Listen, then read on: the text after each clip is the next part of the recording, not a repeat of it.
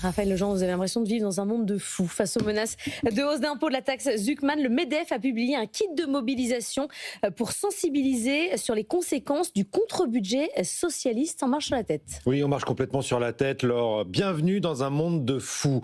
Un monde dans lequel le politique s'attaque à la poule aux œufs d'or pour la dépouiller. Un monde dans lequel l'idéologie anticapitaliste a pris le pas sur toute autre forme de raisonnement. Un monde dans lequel notre pays, la France, se regarde le nombril en se prenant de passion pour une chasse aux riches délétère.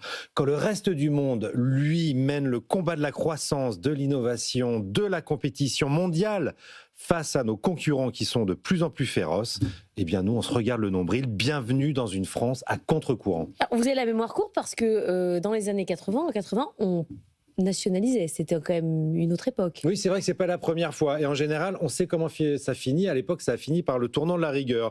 Parce qu'on ne roule jamais très longtemps à contresens de l'histoire et de la logique économique sans avoir un gros accident.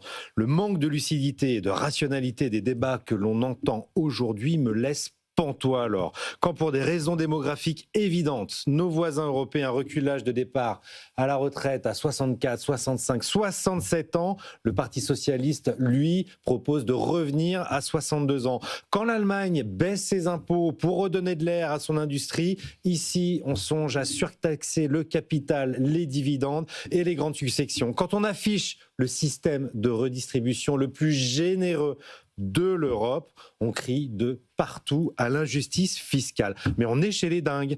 Nos entreprises affrontent une double peine. Un coût du travail parmi les plus élevés d'Europe et une fiscalité record.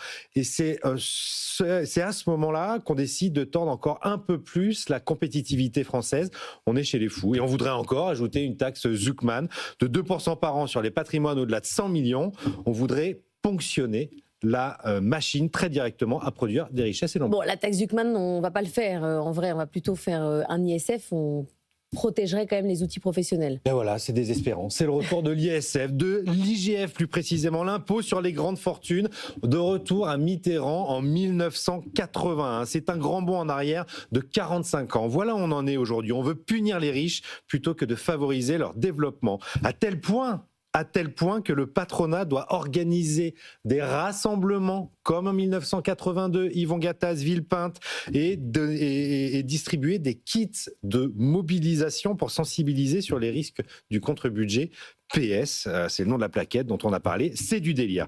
Il faut quand même réaliser à quel point la France a choisi d'aller à contre-courant.